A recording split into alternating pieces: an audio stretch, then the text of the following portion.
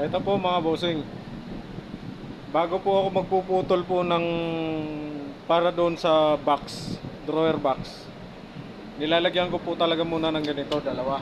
Ito, dalawa. Kasi dito po ako kukuha ng sukat niya. Tulad nito, para hindi na ho masyadong malayo yung drawer box nyo. Hindi masyadong maliit, hindi masyadong sobrang laki. Sa madaling salita po, eksaktuhan. Nagkakaproblema lang siya kung dyan sa loob, kung hindi naka-eskwala. Siyempre mahirap kasi yan dyan sa loob eh. Hindi naman po tayo perfecto.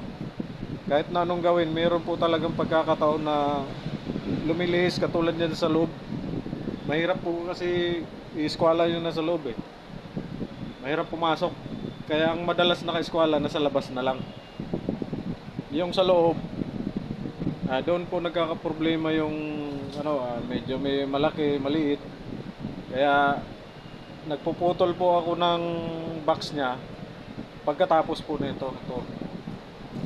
Yan. Katulad po nito mga boss, 50.5.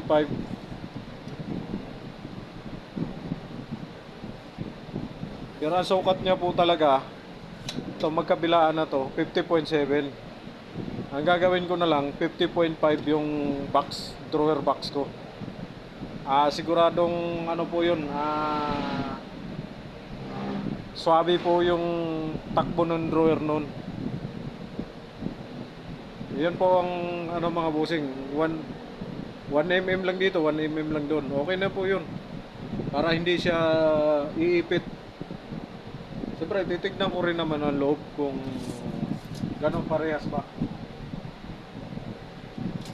Parehas naman. So, okay lang. Ibig sabihin, naka-eskwala siya. So, ganyan lang po ang kwento ng pagdo-drawer ko mga bossing. Paglalagay ng drawer guide. Yan. Kaya po nag-adjust ako ng 1 cm dyan. Siyempre, hindi po tayo perfecto eh. Kung sakaling magka-problema, binabawasan ko na lang po kinakatam ko na lang po yung drawer box niya.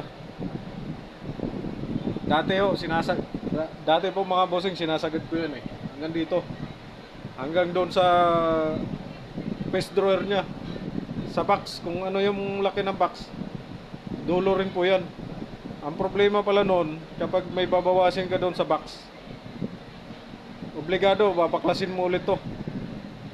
Kaya hindi na po ako ganun. Nag-a-adjust na po ako ng 1 cm dito, 1 cm naman doon.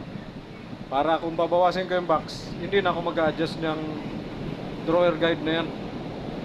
So yun lang po ang kwento ng pagkakabit ko ng drawer guide mga bossing.